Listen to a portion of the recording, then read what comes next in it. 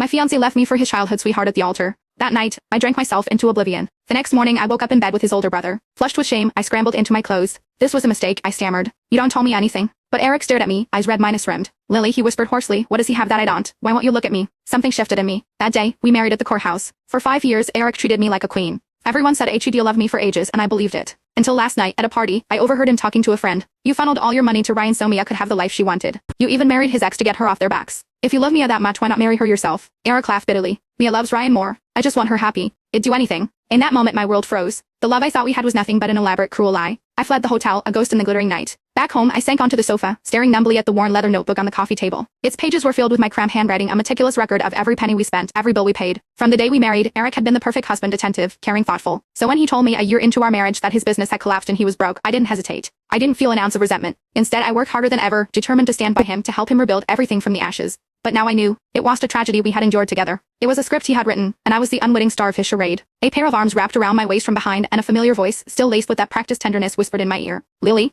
what are you doing? I took a deep breath, snapping the notebook shut. Just going over the budget, I said, my voice carefully neutral. A flicker of a frown crossed Eric's face before it vanished, replaced by his usual look of weary affection. You're exhausting yourself, he murmured, shaking his head. I keep telling you, you don't have to work so hard. What's the point of having a husband if you do everything yourself? His hand came up to cut my cheek, his eyes swimming with a counterfeit sympathy that was almost convincing. You should get out more, he continued softly. See the world. Be more free-spirited. Like Mia. I used to melt when he said things like that, thinking he genuinely cared about my happiness. After all, before him I was a woman who dreamed of passports filled with stamps and horizons without end. Now, his words were just acid in an open wound. This wasn't concern. It was a comparison, and I was the one who came up short. He was telling me I wasn't enough because I wasn't her. He had no idea. He'd never seen the chaotic frenzy of the 5 a.m. fish market, never fought through the crowds for a supermarket sale. He had no concept of how the relentless grind of keeping a home, of stretching every dollar, had worn my dreams down to dust. The world he wanted me to see was a luxury I couldn't afford, all because I was the life he was funding for his brother and the woman he truly loved. I clenched my fists, forcing a placid expression onto my face. Did you forget? I asked, looking up at him. Today is an important day. Eric's brow furrowed in concentration. He searched his memory for a long moment, and then a look of realization dawned on his face. My heart gave a pathetic little leap. He remembered